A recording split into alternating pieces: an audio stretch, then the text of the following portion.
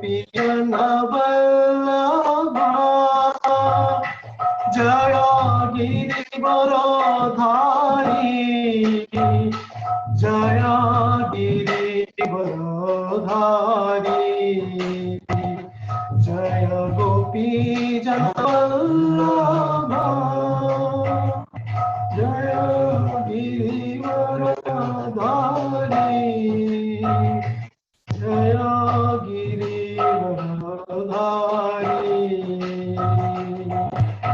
यशोदानंदन व्रज जनरंजन यशोदानंदन व्रज जनरंजन यशोदानंदन व्रज जनरंजन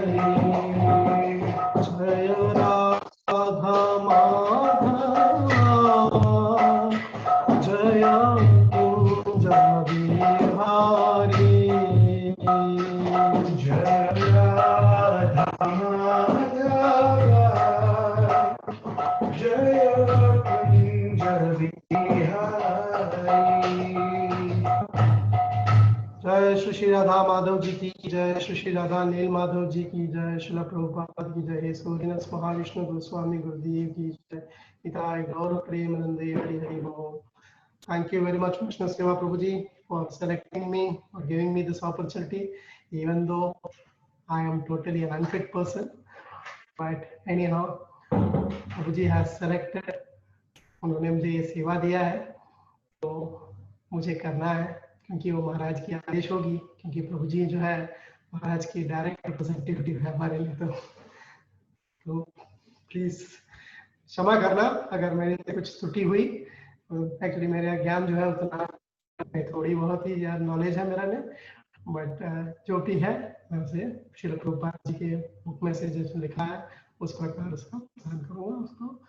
सो आज हम जो देखेंगे third canto 24th chapter 40th तीसरे अध्याय का 40वां वर्स।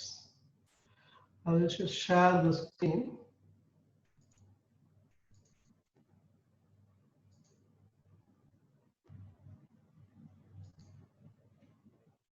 प्रभु थोड़ा शेयर स्क्रीन करना ताकि वर्स पता सको। कर दिया प्रभु। Okay thank you.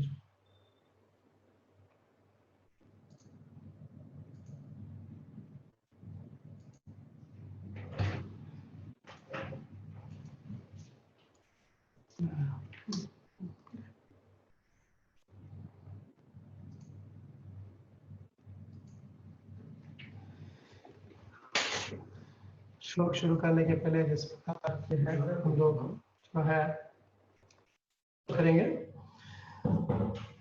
ओम अज्ञानतिमिरान्धस्य ज्ञानाञ्जनशलाकया चक्षुरुन्मिलितं येन तस्मै श्रीगुरवे नमः।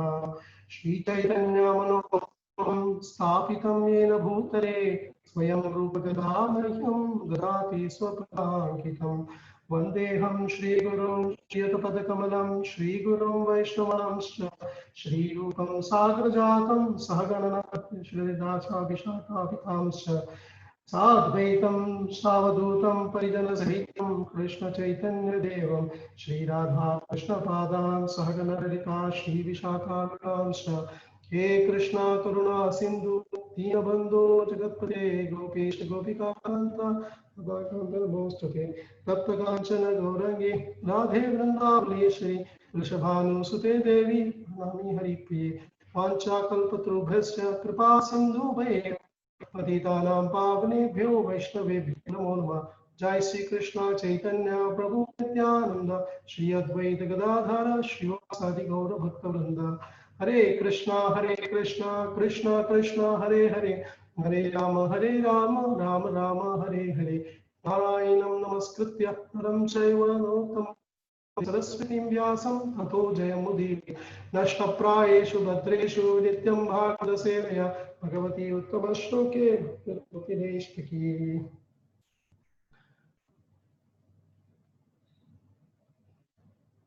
ओम नमो भगवते वासुदेवाय। ओम नमो भगवते वासुदेवाय। ओम नमो भगवते वासुदेवाय। हरे कृष्णा प्रभु जी माता जी। आज का जो अध्याय जो हमने लिया है कर्दम मुनि का वैराग्य, इस श्लोक का उच्चारण करेंगे हम लोग। मात्रा आध्यात्मिकीं वेद्यां शमनीं सर्वकारणं पितरस्य यया चासो भयं चातितरिष्यति। मात्राध्यात्मिकं विद्यां शमनीं सर्वकारणं पितरस्य यया चासो भयं चातितरिष्यति। मात्राध्यात्मिकं विद्यां शमनीं सर्वकर्मणां पितरस्य यया चासो भयं चातितरिष्यति। आत्रे अपने माँ को आध्यात्मिकीं आत्म जीवन का द्वार खोलने वाली, विद्या ज्ञान विद्या को शमनी समाप्त करने वाली, सर्व कारण समस्त सकाम कर्मों को पितृषि मैं प्रदान करूंगा, या जिससे च भी असो वह भयं डर च भी अतरिष्यति पार करती। ट्रांसलेशन।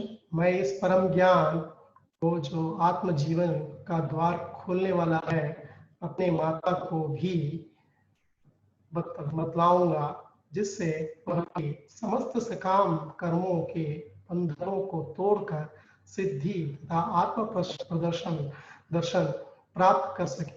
इस प्रकार वह भी समस्त भौतिक भय से मुक्त हो जाएगी। तात्पर्य। गृह त्याग के समय कर्म मुनि अपने सुयोग्य पत्नी देवहूति के लिए अत्यधिक चिंतित थे। अतः योग्य पुत्र वचन दिया कि न केवल कर्दम मुनि भाव से मुक्त हो जाएंगे, परम देवहूति भी अपने पुत्र के उद्देश्य से मुक्त हो सकेगी। यहाँ पर एक उत्तम दृष्टांत प्रस्तुत हुआ है। पति आत्म साक्षात्कार के हेतु संन्यास ग्रहण करके चला जाता है और उसका प्रतिनिधि, उसका पुत्र जो उसी के समान शिक्षित है, घर पर उद्धार हेतु रहते हैं। सन्यासी अपने साथ अपनी पत्नी को नहीं ले जा सकता है। वानप्रस्थाश्रम में मनुष्य अपनी पत्नी को सहायक के रूप में अपने साथ रख सकता है, परंतु उसके साथ संभोग नहीं कर सकता। संन्यास आश्रम में वह पत्नी को अपने साथ रख सकता। अन्यथा कर्दम जैसा व्यक्ति अवश्य ही पत्नी को साथ रखे होता और आत्म साक्षात की साधना में उसे कोई अड़चन नहीं होती। किंतु कर्दम मुनि ने वैदिक आदेश का पालन किया, जिसके अनुसार संन्यास जीवन बिताने वाला कोई भी व्यक्ति स्त्रियों के साथ किसी प्रकार का संबंध नहीं रख सकता। किंतु उस पत्नी का क्या होता है जिसे पति त्याग कर जाता है, वह पुत्र को सौंप दी जाती है और पुत्र वचन देता है कि वह उसे बंधन से मुक्त करेगा। स्त्री संन्यास ग्रहण नहीं करती। आधुनिक युग में अनेक बनावटी तथा कथित आध्यात्मिक संस्थाएं तथा समितियां स्त्रियों को भी संन्यास प्रदान करती है। यद्यपि वैदिक साहित्य में स्त्रियों द्वारा संन्यास ग्रहण करने का कोई उल्लेख नहीं है, अन्यथा विधान होने पर कर्दम मुनि अपनी पत्नी को साथ ले जाकर उसे संन्यास दिला देते हैं। किंतु स्त्री को तो घर पर ही रहना चाहिए। उसके जीवन की 3 अवस्थाएं होती है: बालपन में पिता पर निर्भर रहना, युवावस्था में अपने पति पर आश्रित रहना और वृद्धावस्था में सयानी पुत्र यथा कपिल पर आश्रित रहना। वृद्धावस्था में स्त्री की प्रगति उसके सयाने पुत्र पर निर्भर करती है। आदर्श पुत्र कपिल अपने पिता को आश्वासन दे रहा है कि वह अपनी माता का उद्धार करेगा, जिससे उसके पिता अपनी पत्नी के प्रति निश्चिंत होकर शांतिपूर्वक जा सके। श्रील प्रभुपाद तात्पर्य की जय। तो मुझे तो एक्चुअली लग रहा है जिस प्रकार मैं नील माधव धाम में प्रस्तुत हूँ, मेरा मन में जो डर जब भी महाराज जब रहते हैं उसी प्रकार है। इसी कारण थोड़ी मेरी बातों में अगर थोड़ी ब्रेक आए तो समझ लेना कि महाराज के साथ ही बैठा हूँ जैसे मुझे लग रहा है। एक्चुअली मुझे अभी भी याद है, हम लोग जब मंदिर उद्घाटन के लिए आए थे तो वैष्णव से डॉक्टर जी ने सब लोगों से निवेदन किया था कि आप लोग सब आइए और यहाँ पर प्रचार करिए। देखिए, कोरोना बीमारी ने हम लोगों को राजकोट तक आने का नहीं दिया, बट यहाँ पर बैठे हम लोग अबू धाबी में और आप लोग भी राजकोट में जहाँ पर भी यथास्थान पे बैठे हुए आप लोग ये प्रवचन सुन रहे हैं। तो देखिए महाराज की कितनी कृपा है। नहीं तो हम कहाँ अबू धाबी में और आप राजकोट में किधर, तो हम लोग को आना पड़ता और फिर हमारे संदेश आपको सुनने के लिए आपको आना पड़ता। अभी तो आप नहीं आ रहे हो, कहीं पर भी नहीं आ रहे हो, आप लोग अपने घर पे बैठे बैठे प्रवचन सुन रहे हैं। और आप सेवा प्रभु जी ने इतना व्यवस्था किया है कि हर रोज हर शाम को किसी ना किसी प्रवचन को सुनने के लिए आपको मिलता है। आध्यात्मिक ज्ञान जो है कितनी आपको सरल तरीके से मिल रही है ना। ये जो ज्ञान नहीं तो आप लोग को कष्ट करके नील माधव मंदिर में आना पड़ता और वहां पर बैठकर सुनना पड़ता। अभी आप अपने अपने घरों पे बैठ, टेक्नोलॉजी का पूरा हम लोगों ने एडवांटेज लिया है कि नहीं। ये कृष्ण की कृपा है, महाराज की कृपा है कि सभी भक्तों, कितने सारे भक्त अंतर्राष्ट्रीय भक्त आप लोगों के सामने आ रहे हैं और आपको प्रवचन सुना रहे हैं। इट्स रियली महाराज की कृपा है, वैष्णव सेवा की कृपा है। तो मैं उन सबको एक और बार बहुत प्रणाम करता हूँ और सभी भक्त वरिष्ठ भक्त जो भी यहाँ पर सम्मिलित है और नहीं है उनसे भी मैं धन्यवाद प्रणाम करता हूँ, ताकि जो मेरे से जो भी थोड़ा बहुत ज्ञान है आपको मैं दे सकता हूँ। थैंक यू वेरी मच प्रभु जी। तो यहाँ पर जो है के बारे में, ये कर्म मुनि का वैराग्य के बारे में चर्चा की जा रही है इस अध्याय में। एक्चुअली इस चैप्टर में 30 से 20वां जो है कर्म मुनि का वैराग्य। तो वैराग्य का मतलब क्या है?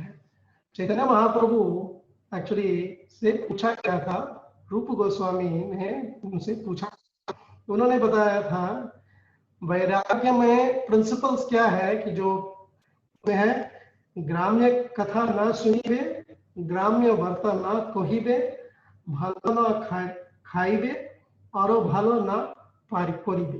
ये बंगाली है, मैं थोड़ा बंगाली जानता हूँ जैसे क्या। ग्राम्य कथा ये तो बहुत सरल है ना। ग्राम्य कथा हम लोग तो बहुत ही प्रचुर मात्रा में ग्राम्य कथा करने में हम लोग एक्सपर्ट है कि नहीं। तो यहाँ पर बताया गया कि वैराग्य के लिए जो सबसे पहला क्वालिफिकेशन जो है ग्राम्य कथा नहीं, ग्राम्य वार्ता ना सुनिए। अब वही जो कथा हम लोग सुनते हैं उसे भी सुनना नहीं चाहिए। जिस प्रकार अभी हम लोग 7:30 से 8:30 बजे तक आपके तम समय पे आप लोग जो है कृष्ण कथा जो भी श्रील प्रभुपाद जी के तात्पर्य से हम सुनाने वाले हैं और जो भी हमने उनसे जो बताने वाले हैं तो वो आप लोग सुन रहे। तो ना है यहाँ पर क्या है, ना ग्राम्य कथा है और ना सुनने का जो है वो भी भागवत कथा है कि नहीं।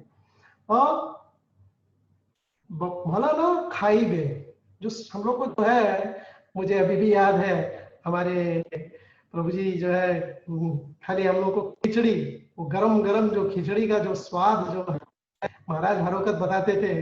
खाली जो सिंपल जो खाना जो है खिचड़ी है, दाल है, चावल है, सब कुछ है और उसे बनाने के लिए भी आसान है। और हमारे गौर सुंदर प्रभु जी राजकोट में इतना अच्छा बनाते हैं कि आप खाते रह जाएंगे।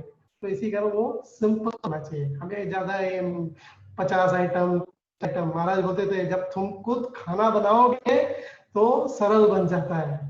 क्योंकि बनाते हैं ना तो आपको 40 आइटम चाहिए, 56 चाहिए, बट अपने आप जब प्रसाद बनाने का होता है तो हम लोग सिंपल रखते हैं। क्योंकि सिंपल रखेंगे नहीं तो बर्तन भी हमें ही मांजना पड़ेगा ना, तो इसलिए हम लोग सिंपल रखते हैं। इसीलिए वही बताया है कि जो खाने का जो है वो भी सिंपल होना चाहिए, बहुत सरल होना चाहिए। और जो पहनने का कपड़ा हमारे महाराज हरोकत बताते थे, मुझे अभी भी याद है अबू धाबी में महाराज आए थे और उनका जो कुर्ता जो था फट गया था। तो हम लोग महाराज को निवेदन किए थे हम दूसरा बदल देते हैं। महाराज नहीं सुने। महाराज ने बोला इसको सिला के लेके आओ, तुमसे हो सकता है या नहीं बताओ, नहीं तो मैं खुद सिल दूंगा। महाराज इतने सरल थे। महाराज हमारे को हम लोग को इतना सी सब जो चीजें हम लोग उन्होंने प्रैक्टिकल एप्लीकेशन महाराज हमें किस प्रकार जीवन में उतारना चाहिए वो हमें समझाए हैं। जब भी जो चीजें हैं, मुझे अभी भी याद है कि महाराज जो थे जब चलते थे, चलते वक्त उनके रास्ते में एक रबर बैंड मिली, एक रबर बैंड। उस रबर बैंड उनकी उम्र, उनकी इतनी हेल्थ कंडीशन पे भी उसे उठाकर बोले ये रबर बैंड है, इसे संभाल के रखना। महाराज इतने सरल थे, कितना शिक्षा दिए हैं। रियली हम लोग को तो कितने जन्म लेने पड़ेंगे। आज की इसमें शिक्षा एक वर्ष है जिसमें बताऊंगी गुरु के आदेशों का पालन करना चाहिए, जो है बहुत ही इम्पोर्टेंट वर्ष है। तो आज के इस विषय में बताने के पहले ऐसे थोड़ा बैकग्राउंड बता दो कि आप लोग इस चैप्टर से हमें बहुत सारी शिक्षाएं मिलेगी। मैं थोड़े बहुत भी जैसे महाराज बताते थे कि अगर आपको मोती निकालना है, अच्छी मोती निकालना है तो आपको डीप पड़ता है, सी के अंदर डीप डाइव करना पड़ता है, तभी आपको अच्छी मोती मिलेगी, है ना। बट मैं तो जो ऊपर वाले जो पत्थर कंकड़ है वही निकाल के दे रहा हूँ। तो इसी कारण आप लोग कोशिश करिए, थोड़ा और डीप डाइव करेंगे तो बहुत अच्छे अच्छे मोतियां मिल सकते हैं इस अध्याय से। महाराज हरोकत बोलते थे कि श्रीमद् भागवतम का एक श्लोक अपने जीवन में उतारो तो आपका जीवन लक्ष्य हो जाएगा। महाराज इसी प्रकार अभी भी इस अभी तो आप कैलेंडर में देखेंगे, 2-3 दिन के पहले कैलेंडर में भी बताया था महाराज ने जो है श्रीमद् भागवतम का एक श्लोक भी अपने जीवन में उतारो, उसे अपने आप अपने जीवन के अंदर प्रदर्शन करो तो आपका जीवन लक्ष्य हो सकता है। तो इस जो अध्याय में हमें बहुत अच्छी चीजें बताई जा रही है कि किस प्रकार आप देख रहे हैं कि यहाँ पर इस जो 4-5 अध्याय के पहले भी इसमें जो कैरेक्टरिस्टिक्स जो है, जो मेन मुख्य है, जैसे सिनेमा में हीरो हीरोइन की तरह हमारे इसमें इस अध्यायों में जो है स्वयंभू मनु है, कर्म मुनि है और देवहूति माता है और कपिल देव जी है। ये 4 जनों का इन्होंने अपने जीवन में किस प्रकार इन्होंने ये लेके आए, मैंने हमारे को किस प्रकार आदेश, क्या आदेश दे रहे हैं, इन चारों से हमें पता चल सकता है। हमारे कर्तव्यों को किस प्रकार निभाना है ये बताते हैं। आपको मालूम है कि स्वयं मनु जो है वो ब्रह्मा जी के पुत्र, और उन्होंने वही सबसे पहले जो है बताया जाता है कि वो ब्रह्मा जी ने दोनों का निर्देशन किया था, स्वयंभू मनु और शत्रुपा। और इन्होंने ही जो मानव, हम लोग मनुष्य जो है, उधर से मानव जो योनि जो है वहीं से शुरुआत हुई है। अब उनके जो है 4 पुत्रियां थी, नाकुति, देवहूति, प्रसूति। 3 पुत्रियां थी, 3 पुत्रियां थी उनकी, आकुति, देवहूति, प्रसूति। तो ये है स्वयं मनु जिससे हम लोग ने ये मानव योनि जो है प्राप्त हुई है। कर्दम मुनि जी कौन है? कर्दम मुनि जी भी ब्रह्मा के ही पुत्र है। और कर्दम मुनि ऐसा बताया जाता है कि वो स्वयं ब्रह्मा जी के पास आकर पूछे, पिताजी मुझे क्या करना चाहिए? और ऐसा बताया कि श्रीमद् भागवतम में कि ब्रह्मा इतने प्रसन्न हुए क्योंकि उनका सबसे पहला पुत्र जो था वो थे सनत कुमार। उन्होंने आते बराबर बोले कि नहीं, मैं क्योंकि उत्पादन ये सब नहीं कर सकता, मैं प्रोडक्शन, ये जो इंक्रीज करने का काम मेरे से, हम लोगों से नहीं होगा। तो उन्हें तो गुस्सा आया।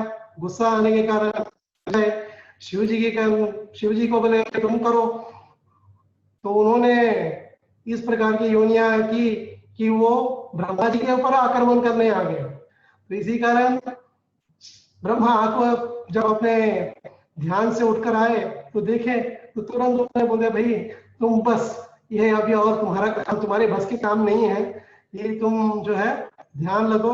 और तुम जो क्या कर रहे हैं, जब ये रहता है प्रलय होने है उस साइड में तुम्हारा काम है, अभी तक तुम जो है मेडिटेशन करो, तुम मेडिटेट करो। तो उस प्रकार छोड़ दिए। तो इस प्रकार बट कम मुनि से बताया गया है कि वो स्वयं पिताजी से पूछे मेरा क्या काम है बताओ। तो उन्हें बोला महाराज लक्ष्य जो है ये पॉपुलेशन बढ़ाने के लिए। तो मेरी रेसिडेशन होती तो सीधा जाके शादी करके पॉपुलेशन बढ़ाने के लिए नहीं, बट कर्दम मुनि जी ने बताया गया कि 10,000 साल सरस्वती तट पर उन्होंने मेडिटेट किया, ध्यान दिया, ध्यान लगे, इतने ध्यान दिए किसके? परमात्मा रूप में, किसी और रूप में नहीं, परमात्मा जो अंदर हमारे परमात्मा है उस स्वरूप को उन्होंने अपने ध्यान किए 10,000 साल। तो स्वयं कृष्ण भगवान बताया जाता है श्रीमद् भागवतम में कि स्वयं आए, स्वयं आकर उनको पूछे। और ऐसा बताया जाता है कि उनके आंखों में आंसू आ गए और उस आंसुओं से बिंदु सरोवर नदी बनी। तो आप देख सकते हैं कि इस प्रकार कृष्ण भगवान भी प्रसन्न हुए उनके ध्यान में। तो आते बराबर क्या हुआ कि कृष्ण भगवान ने पूछा कि क्या मैं तुमने इतने ध्यान किया तो तुम चाहते क्या हो? तो उन्होंने पूछा कि मुझे एक समानशील लड़की चाहिए जिससे मैं हमारे पिताजी जो बताए उनके आदेशों का पालन करो और प्रोजनी बढ़ाओ, प्रोडक्शन ज्यादा प्रोजनी बनाने के लिए। तथास्तु कृष्ण भगवान। आप लोग सोच सकते हैं श्रील प्रभुपाद जी तात्पर्य में लिखते हैं कि इतने 10,000 साल मेडिटेशन करने के बाद खाली मुझे एक स्त्री चाहिए जिससे मैं प्रोजनी बढ़ाऊं, ये पूछने के लिए इतना 1000 साल करने की क्या जरूरत है ना? बट देखिए कृष्ण भगवान स्वयं आए और उन्होंने बोला तथास्तु, तुम्हारे लिए एक लड़की ऑलरेडी 2 दिन में, अरे 48 आवर्स में एक स्वयं मने की पुत्री देवहूति वो आएगी और आप तुम्हारे साथ, तुम्हारा उनके साथ विवाह होगा। तो ये एक जैसा सेक्शन, ड्रामा का एक सेक्शन खत्म हुआ, इस प्रकार हुआ। और उन्हें ये भी बताया कृष्ण भगवान ने कि तुम्हें मैं खुद स्वयं आऊंगा तुम्हारे पुत्र बनकर। तो ये भी आश्वासन उन्होंने अभी दे दिया था। तो ये ड्रामा सेक्शन खत्म हुआ। उधर देखिए स्वयंभू मनु और शत्रुपा, देवहूति, ये सब तीनों मिलकर कर्दम मुनि जी के आश्रम पे आने का। इसके पहले है कि नारद मुनि जो थे स्वयं मनु और शत्रुपा को बता रहे थे कि कर्दम मुनि कितने महान है। और उनकी महानता सुनकर देवहूति के मन में इच्छा आई कि उनसे शादी कर लो। तो इसी कारण देवहूति माता ने जो था अपने पिता से जाके बोले कि मैंने सुना है कि कर्दम मुनि जो है, लगता है कि वो मेरे योग्य हैं, मैं उनसे शादी करना चाहती हूँ। That's it. तो ये स्वयंभू बने तुरंत समझ गए कि बस ये विधाता का ये है। तो उन्होंने ये नहीं देखा कि मेरी लड़की को एक सन्यासी के साथ शादी करने वाला हो, वो एक खुद निधन है, उसके पास कोई धन नहीं है, वो एक कुटीर में रहता है, और ये पटरानी है, वो किस प्रकार रहेगी।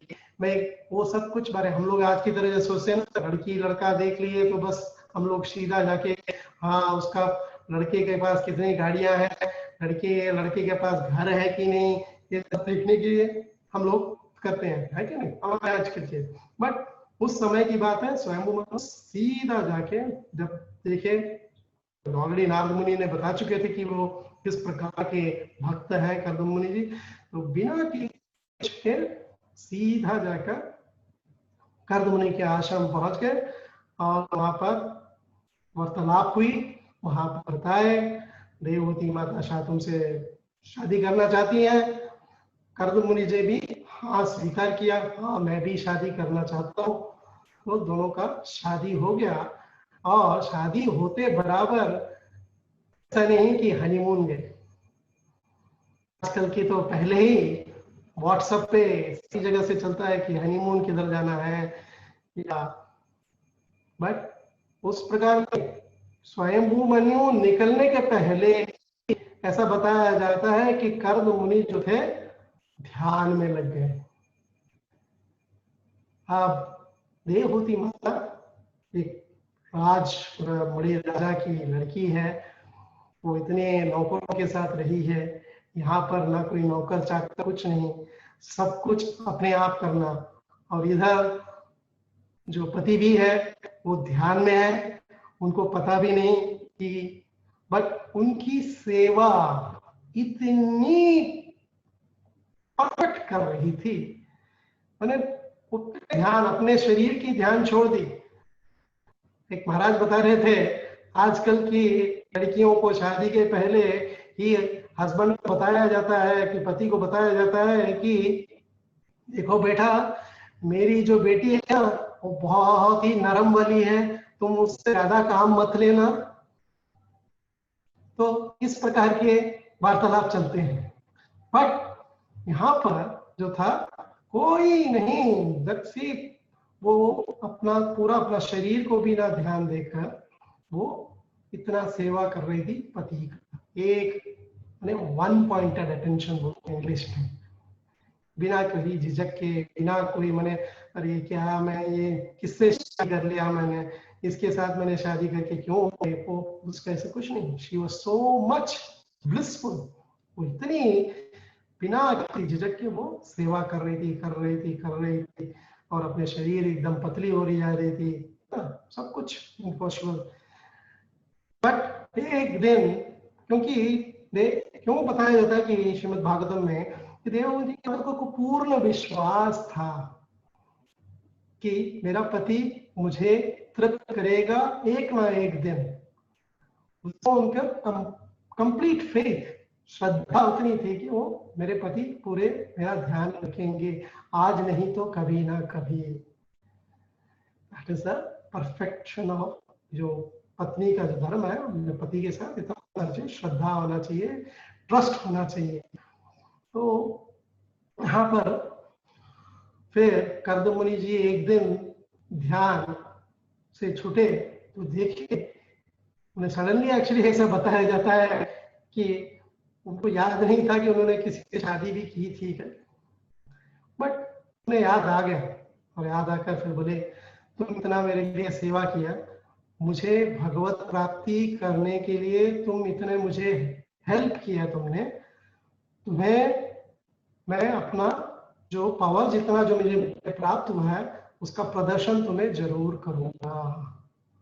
और ऐसा बताया जाता है कि उन्होंने अपने योग शक्ति से एक विमान, महाराज बता रहे थे कि कोई अपने पेट्रोल से नहीं, इतनी बड़ी विमान, इसमें सारी फैसिलिटियां, बहुत सारी फैसिलिटियां, और वो बताया गया कि उसके इसमें बहुत सारे मोतियां, सफेद, ये सब बहुत सारे मोतियां, कीमती मोतियां, ऐसे नहीं कि लकड़ी या कोई एल्युमिनियम से नहीं बनी, बट इतने सारे कीमती उसमें से बने हुए थे। उसे वहां पर उन्होंने अपने योग प्रस्तुत किया। और ऐसे बताया गया कि क्योंकि विभूति माता जो थे इतना सेवा करके पूर्ण थक चुकी थी, उसमें कोई शक्ति भी नहीं थी, तो इसीलिए बताया जाता है कि कर्दम मुनि ने बताया कि तुम जाकर इस बिंदु सरोवर में जाकर स्नान करके आना। और बिंदु सरोवर में जाके स्नान किया। वो बताया जाता है श्रीमद् भागवतम में, इतने सारी पटरानियां आई, उनकी बात वो सब इतना उनको ब्यूटीफुल किया। और ये बताया जाता है कि कर्दम मुनि जो है उस जो यंत्र के साथ उन्होंने वो एयरप्लेन, उसमें उनको पूरा इंटरप्लैनेटरी, जहां पर जो देवताएं जो है स्वर्ग लोक में, वो लोग भी लेकर नहीं जाते होंगे, उन सभी जगह पे वो देवरानी को, देवहूति माता को पूरा घुमाया घुमाया घुमाया पूरी तरह। ऐसा बात कि कोई राजा भी इस प्रकार घुमा नहीं सकता, उस प्रकार कर्दम मुनि जी ने देवहूति माता को पूरा प्रदर्शन किया था।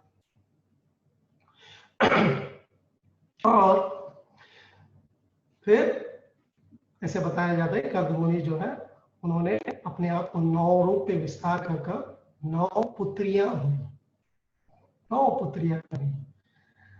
तो एक्चुअली एक चीज बताना भूल गया था कि स्वयंभू मनु को भी कर्दम मुनि ने बता दिया था कि आपके बेटी के साथ पुत्र या पुत्री होने के बाद मैं फिर से चला जाऊंगा ध्यान पर और छोड़ दूंगा। तो देवहूति माता को ये बात याद आ गई और उन्होंने मैंने जिस प्रकार एक स्त्री होती है कि उसे उन्हें बड़ा संकोच हुआ, उन्होंने बताया कि भाई आप जो है बता रहे हो कि 9 पुत्रियां हो गई, अभी तो आप छोड़कर चले जाओगे, बट आपको मालूम है कि ये पुत्रियां भी शादी होकर मुझे छोड़कर चली जाएंगी, तो मेरा क्या होगा, मैं क्या करूंगी। इसी कारण इस अध्याय पे ही वो शोक व्यक्त करती है, देवहूति माता जो है अपने आप को शोक करती है कि मैंने इतना दिन आपसे तो ज्ञान के बारे में कुछ सुना नहीं, कुछ आपसे पूछा नहीं, खाली मैं अपनी इंद्रिय तृप्ति के पीछे लगी हुई थी। तो वो बड़ी मैंने अपने आप को उदास, जिस प्रकार हम लोग जो है ना, हम लोग, मैं समझ गया आप लोग नहीं, आप लोग तो सब महान हो, आप लोग तो रोज कथा सुन रहे हो, आप लोग सब महान हो, हम लोग, मैं तो जो हूँ इंद्र तृप्ति के पीछे ही भाग रहा हूँ। आज प्रभु जी ने मुझे ये अवसर दिया, इसी कारण थोड़ा बहुत भागवत पढ़ रहा हूँ, नहीं तो इंद्र तृप्ति के पीछे भाग रहा हूँ। तो यहाँ पर यही है कि इंद्र तृप्ति के पीछे भागना नहीं चाहिए। इस कोरोना महामारी के इस अवसर पे हमें पूरा एडवांटेज लेना चाहिए कि आत्मज्ञान जो है हमें देखना चाहिए। We should be able to, है ना, जितना हो सके, जितना अच्छा भगवान ने कितनी अच्छी ये दी है ना, कितना फैसिलिटी दिया है हमें कि आत्म तत्व ज्ञान को बढ़ाने के लिए, है ना। वही बात है, क्योंकि जो देवहूति माता, तब कर्दम मुनि बताते हैं, चलिए बताते हैं कि उन्हें आप उदास होने की कोई बात नहीं है, तुम्हारे अंदर एक कृष्ण भगवान, क्योंकि उनको मालूम था कि मुनि जी ऑलरेडी कृष्ण भगवान ने बता चुके थे कि तुम्हारा एक पुत्र होगा, वो तुम्हें इस हृदय ग्रंथि श्रीमद् भागवत में बताया, हृदय ग्रंथि जो है किस चीज का है, हम लोग हृदय ग्रंथि है कि हम जो है मैं और तुम, जिस प्रकार ऋषभदेव जी ने अपने पुत्रों को समझाया, क्या ये हृदय ग्रंथि का है, क्या मतलब क्या है? उन्होंने बोला ये धन, समाज, मित्रता, ये सब जो है हमारे लिए एक घाट है। इस घाट को तोड़ना, इस घाट किस प्रकार टूटेगी? हमें आध्यात्मिक ज्ञान से ही तोड़ सकते हैं। ये आध्यात्मिक ज्ञान से ही हम तोड़ सकते हैं। जिस प्रकार, उदाहरण के लिए आपको बताता हूं कि आप लोगों ने सुना होगा कि श्रील प्रभुपाद जी हर समय बताते थे कि I am not this body, मैं ये शरीर नहीं हूं। तो ऐसा बताया जाता है कि एक बार जन्माष्टमी था और जन्माष्टमी में सब लोग सोचे थे प्रभुपाद जी क्या बताएंगे, कृष्ण की लीला बताएंगे, राधा रानी की लीला बताएंगे, या कृष्ण का गोप लीला बताएंगे। बट श्रील प्रभुपाद जी आरंभ में ही सीधा आई एम नॉट दिस बॉडी, मैं शरीर नहीं हूँ। तो सब लोग आश्चर्यचकित हो गए। उसी पर चर्चा कर रहे हैं, उसी पे 45 मिनट का जो क्लास था पूरा उस कृष्ण लीला के बारे में एक भी कुछ नहीं बनता है। तो एक शिष्य जो था वो अपने श्रील प्रभुपाद जी से पूछे कि भाई आज जन्माष्टमी है, सब भक्त लोग सोचे आप कृष्ण के जन्म की बारे में कुछ बताएंगे, बट आप तो क्या आई am not this body, I am not this body बता रहे हैं। तो बोला ये श्रील प्रभुपाद जी बोले क्या तुम्हारे समझ आ गया कि I am not this body, I am a spirit soul, मैं आत्मा हूँ, मैं ये शरीर नहीं हूँ, ये बात तुम्हें समझ में आ गई? लेकिन नहीं। तो बस सुनो, रोज सुनो, यही सुनने, यही है हम लोग के जब प्रवचन करते यही सुनाते हैं I am not this body, I am not, I am spirit soul. अरे एक ना एक दिन तो जैसे महाराज बताते थे भगवत गीता पढ़ना नहीं आया, एटलीस्ट भगवत गीता लेके चलो, उसी प्रकार होता है ना? भगवत गीता लेके चलो, एटलीस्ट भगवत गीता एक ना एक दिन खोलोगे, पढ़ोगे, तो I am not this body अब रिपीट करते जाओ, तो एटलीस्ट एक दिन ना एक दिन हमें यह आएगी कि भाई हाँ मैं शरीर नहीं हूं, मैं एक आत्मा हूं। वही यहाँ पर कर्दम मुनि जी भी बता रहे हैं कि ये जो है, ये जो ग्रंथ है हृदय ग्रंथि, इसको तोड़ना है, और तोड़ने के लिए आत्मज्ञान की जरूरत है। और उन्होंने बताया कि इंद्र तृप्ति पर संयम रखना चाहिए, हमारे इंद्र तृप्ति में संयम रखना चाहिए, controlling of senses, sense gratification, ये सब जिस प्रकार मैंने पहले शुरुआत में ही बताया था कि भालो ना खाबे भालो ना मारे, है कि हमारे इंद्र तृप्त जो है वो मेन है, हमारे इंद्रियों को संयम रखना है। जिस प्रकार अम्बरीश महाराज ने बताया था नवम स्कंद में कि हमारे जो हाथ है मंदिर साफ करने के लिए लगाना चाहिए, हमारे जो नख है वो तुलसी के पत्ते के सुगंध में आना चाहिए। इस प्रकार हमारे सारे इंद्रियों को जो है ना, क्योंकि इंद्रियां नहीं तो अपने आप वश में नहीं आएगी, इंद्रियों को वश करना, जिस प्रकार अपना जो मन को मन है वैसे इस प्रकार सारी इंद्रियां जो है उसको वश में रखना है, तो हमें भगवान के कार्यों में लगाना चाहिए। जिस प्रकार हमें संकीर्तन अच्छा लगता है, कीर्तन अच्छा लगता है, हम लोग इतना दिन सिनेमा के सॉन्ग सुन रहे थे, अभी कीर्तन सुन रहे हैं या भगवत कथा सुन रहे हैं। हमारे पहले जो थे मॉलों में घूमने के लिए जाता था, मंदिरों में जाना, अभी मंदिर भी बंद है, अभी तो पता नहीं इंडिया में बंद खुल गए मालूम नहीं मुझे, यहाँ पर तो अभी भी बंद है। तो इस प्रकार सारे जो इंद्रियां, हाथ साफ करने के लिए, पैर इसके लिए, तो सारे जो इंद्रियां है किसी ना किसी भगवान कार्य में लगे तो वो इंद्र तृप्त से हम बच सकते हैं। और बताया है कि धार्मिक सिद्धांतों और नियमों का पालन करना चाहिए, नियम जो है पालन करना चाहिए, जो धार्मिक सिद्धांत है, नियम है, वो सब के पालन करना चाहिए। बहुत इंपॉर्टेंट चीज है, धन संपत्ति का त्याग करना कठिन चीज है ना? धन संपत्ति का त्याग करने के लिए कर्दम मुनि जी बता रहे, अगर तुम्हें भगवत प्राप्ति करनी है तो धन संपत्ति का त्याग करना चाहिए। तो उदाहरण के लिए हिरण्यकशिपु और हिरण्याक्ष। हिरण्याक्ष जो था वो अपने आंखों से जो है धन, किधर है किधर है धन, किधर है किधर है धन, उस प्रकार ढूंढता है। और हिरण्यकशिपु जो था किस प्रकार उस धन को एंजॉय करना है।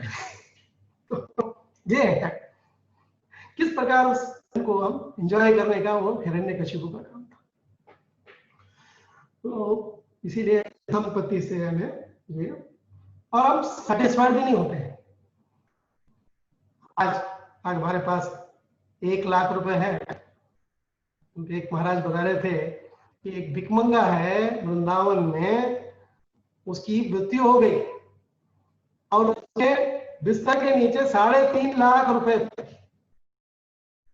हाँ, तो तब भी भिकमंगा ही था। मैंने उसके पास 3.5 लाख रुपए रहने के बावजूद भी वो भीख मांग रहा था। और हम लोग भी ऐसे ही हैं, हम लोग कभी भी संतुष्ट नहीं होते हैं कि भाई चलो एक घर है, चलो सेटिस्फाइड नहीं, हम हाँ जितना ले ले ले। हम थे कि अगले जनरेशन तक की प्रॉपर्टी चाहते हैं हम, नेक्स्ट जनरेशन, हमारी जनरेशन छोड़कर अगले जनरेशन के लिए भी हम लोग संपत्ति इकट्ठा करना चाहते हैं। तो यहाँ पर कर्ममुनि ये सब बताते हैं, ये सब जो है आध्यात्मिक ज्ञान, अगर भगवान की प्राप्ति करना चाहते हो, इस सब का छुटकारा। प्रभु जी कितना समय है प्रभु जी? 15 मिनट है प्रभु जी। हाँ ठीक है प्रभु जी, थोड़ी बहुत अनकंट्रोल डोंट डू।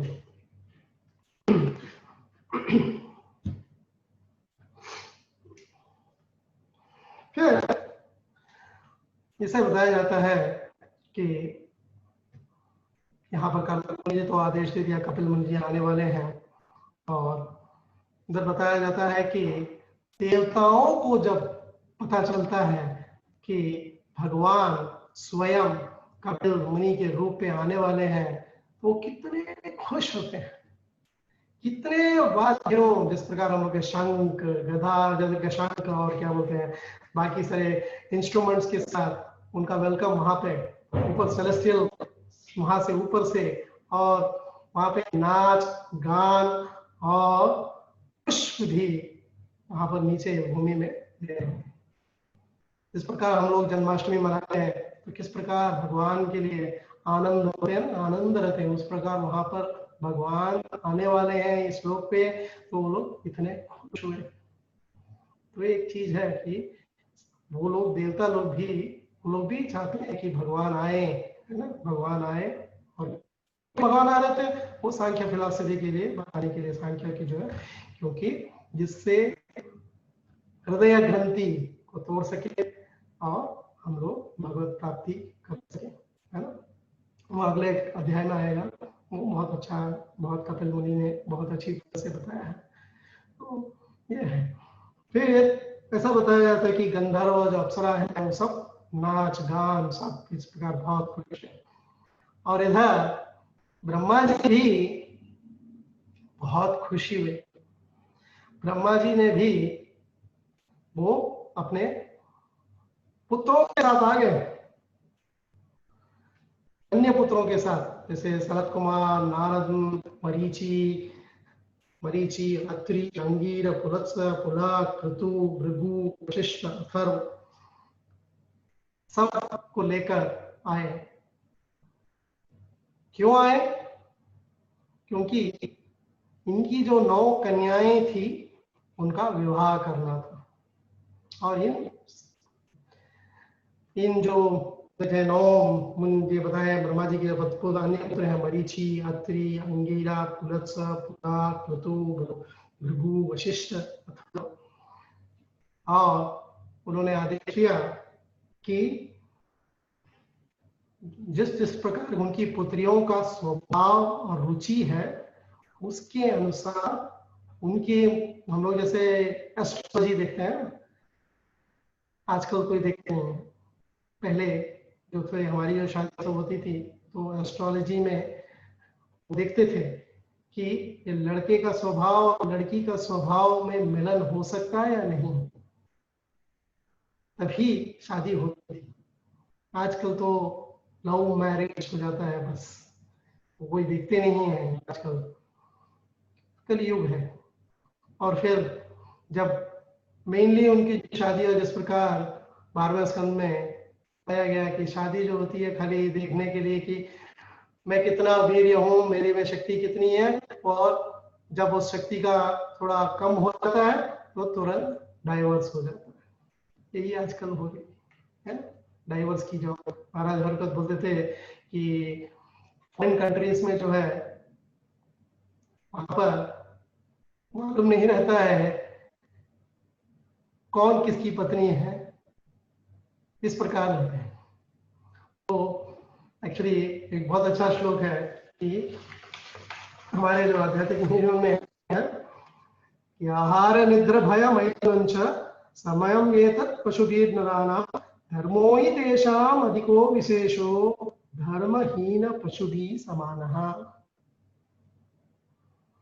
तो आहार निद्रा भय मैथुन ये सब तो सभी योनियों में है।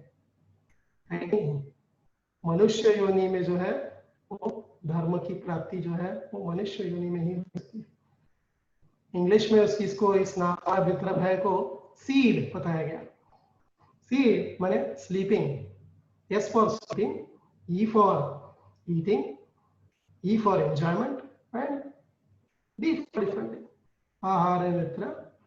तो इंग्लिश में बहुत इजी सरल से सीड बताया गया ताकि कोई सीड तो कोई है ना, क्योंकि बीज माने बीज, बीज है तो ही तभी सब कुछ होती है।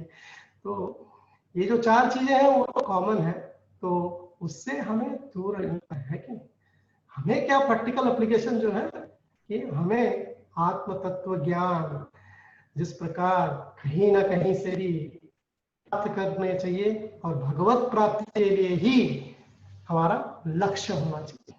हमारा लक्ष्य एक ही होना चाहिए कि किसी प्रकार श्रील प्रभुपाद जी ने बताया था कि 10,000 साल, इस कलयुग के 10,000 साल तक ही हम लोग इस कलयुग के प्रभाव से दूर हो सकते हैं थोड़े बहुत, और कृष्ण लोग पहुंच सकते हैं, भगवत प्राप्ति कर सकते हैं। 10,000 साल के बाद पता नहीं इस कलयुग का प्रभाव कितना घोर रहेगा। अभी हम देख रहे हैं कितना घोर, कितने सारे, एक छोटी सी जो इंसेक्ट जो है किस अभी तक पता भी नहीं चला कहां से क्यों से घुस रहा है, किसी को पता नहीं है कि नहीं। ये कृष्ण का एक शक्ति है, कृष्ण ने प्रदर्शन कर दिया अपनी शक्ति को इस प्रकार। तो हमें जितना शीघ्र हो भगवत प्राप्ति के लिए जाना चाहिए, और उसे लिए इस प्रकार के संदेश सुनते रहना चाहिए ताकि हम भगवत प्राप्ति कर सकते हैं। उसके लिए क्या करना चाहिए आप पूछ सकते हैं, है क्या? भगवद गीता का बहुत अच्छा श्लोक है। इसको भगवद गीता में कृष्ण भगवान ने 2 बार, जब हम किसी चीज को एनफोर्स करना चाहते हैं तो 2 बार बताते हैं, है कि नहीं? तो इस प्रकार यहाँ पे ये श्लोक जो है, मनमा भव भक्तो बध्याजीवाम नमस्करो हमें वैश्यम आत्मा धम्मत्परायणम मन्नाम भक्तो बध्याजीवाम नमस्करो मनमना भक्तो। कितना सरल है ना। हमें करना चाहिए भगवान के लिए। 934 ऑफ भगवद गीता है ना, श्री भगवद गीता में, ताकि भगवद गीता में जैसे बताया वैसे यथा स्वरूप है तो आप लोगों को भी अच्छा लगेगा। हमारे मन को जो है कृष्ण में लगाना चाहिए, कृष्ण का भक्त बनना चाहिए, नमस्कार करना चाहिए और उनकी पूजा करना चाहिए, और हमारा जो मन है सदैव उन पर लगना चाहिए। यही भगवान ने 934 में बताया। 64 में उन्होंने बताया कि अगर तुम करोगे, क्योंकि अर्जुन जो उनका मित्र थे, मैं खुद आके तुम्हारे को सब कुछ सारे देशों से दूर कर सकता हूँ। तो इतना अच्छा हमें संदेश भगवद गीता में दिया है, श्रीमद् भागवतम में दिया है, इनका हमें उपयोग करना चाहिए।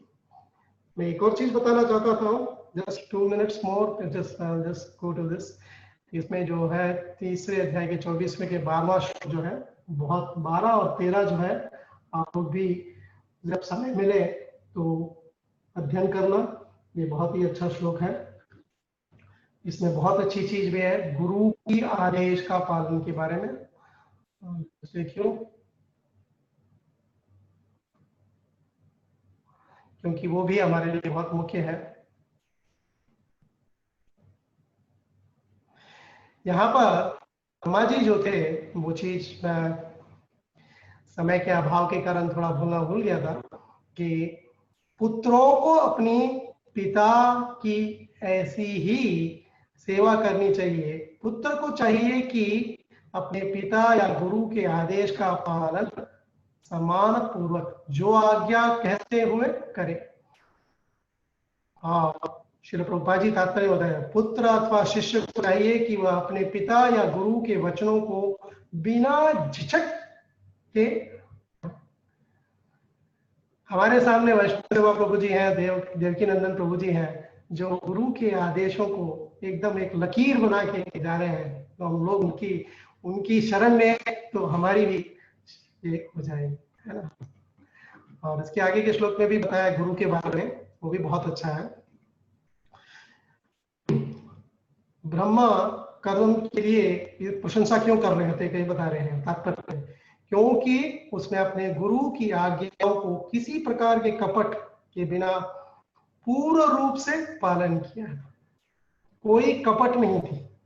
आजकल जो है हमें कोई बताया तो प्रभु जी ऐसा नहीं हो सकता है, नहीं ऐसा क्यों हो सकता है करके, और क्योंकि बद्ध जीवों में हम लोगों जैसे है कि चीटिंग प्रोपेंसिटी रहती है ना, वो जो है 4 दुर्गुण जो होते हैं, त्रुटि करना, मोहग्रस्त होते हैं, और ठगने का प्रभाव रहता है, और इंद्रिय अपूर्ण, हमारी इंद्रियां जो है अपूर्ण है।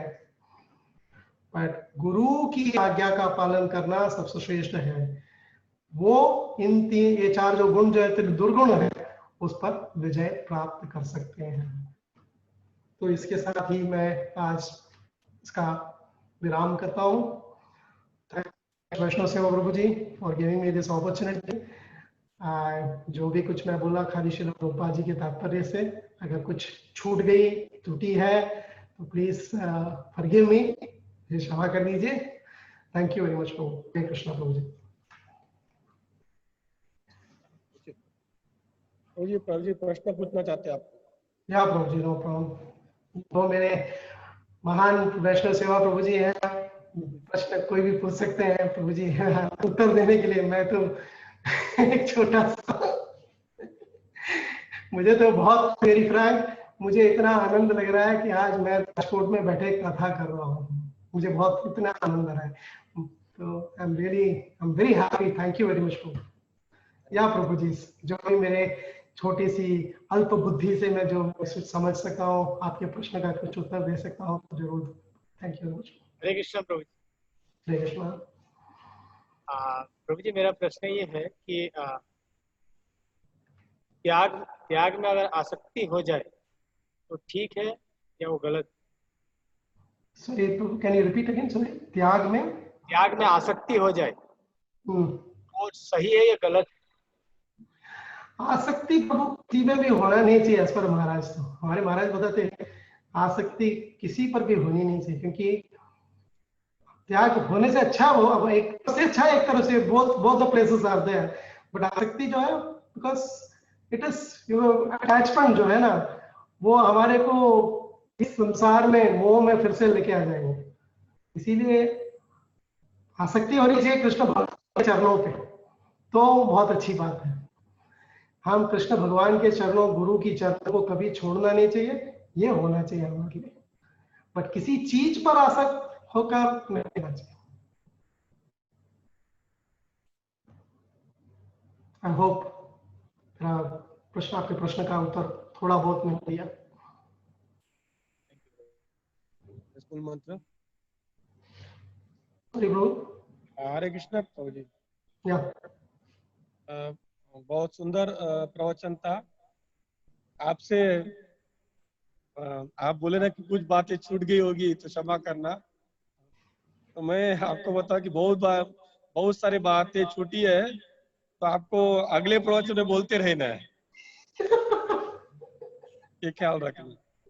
दूसरा, मैं सभी प्रभु जी, माता जी और जो ज्वाइंट है इस लेक्चर में, उनको बताना चाहता हूँ कि प्रभु जी, गिरिवरधारी प्रभु, माता जी अभिकरण्य माता जी और उनके पुत्र कृष्ण किंकर प्रभु, सभी लोग महाराज जी की सेवा में बहुत सालों से विनम्रता के साथ जुड़े हुए हैं, विनम्रता साथ। माता जी भी बच्चों लोगों के प्रीचिंग के लिए प्रयत्न करती रहती है, और कृष्ण किंकर प्रभु तो खुद एक्सपर्ट कीर्तनियाज है।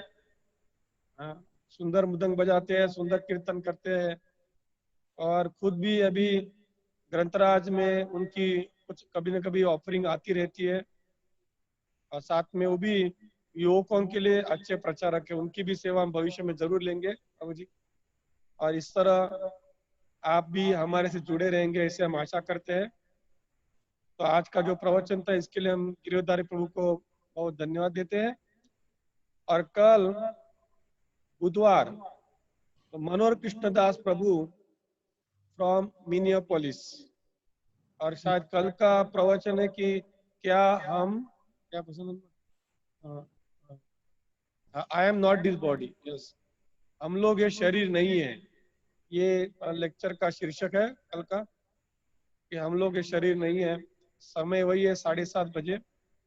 दूसरी सूचना है सभी भक्तों को कि समय अनुसार सभी हमको कंप्लीट करना है। सभी वक्तांकों में 1 घंटे का टाइम दिया है, और सभी वो पालन कर ही रहे। लेकिन कभी कभी किसी को प्रश्न पूछने का रहता है, तो हम खाली एक प्रश्न अलाउड कर सकते हैं 5 मिनट का, क्योंकि इसके बाद सभी लोगों को सेवा रहती है यहाँ पे। और अगर किसको प्रश्न पूछना है तो आप मेरे को व्हाट्सएप मैसेज कर सकते हैं। मैं जो भी वो वक्ता है उसका contact number, WhatsApp contact number आपको मैसेज कर दूंगा। तो समय को भी हमको ध्यान रखते हुए 1 घंटे में अंदर कंप्लीट करना है। और बाकी लोग को सभी को विनंती कि अभी भी जिन्होंने ISKCON Rajkot YouTube channel subscribe किया नहीं होगा, तो आप कृपा करके सब्सक्राइब कीजिए ISKCON राजकोट यूट्यूब चैनल के, जिसके द्वारा जब हम लोग 1000 सब्सक्राइबर हो जाएंगे तो यूट्यूब पे ऑनलाइन हम लोग टेलीकास्ट कर सकते हैं। तो प्रभु जी आपका धन्यवाद बहुत बहुत, सभी लोग जुड़े उनका भी धन्यवाद। और हम लोग सब एक बार हरे कृष्ण महामंत्र बोलेंगे, हरे कृष्णा कृष्णा कृष्णा हरे हरे, हरे राम राम राम हरे हरे। धन्यवाद प्रभु जी। Thank you very much, Prabhu. Thank you. So nice. I, as if I'm sitting in Rajkot. Thank you very much. Thank you.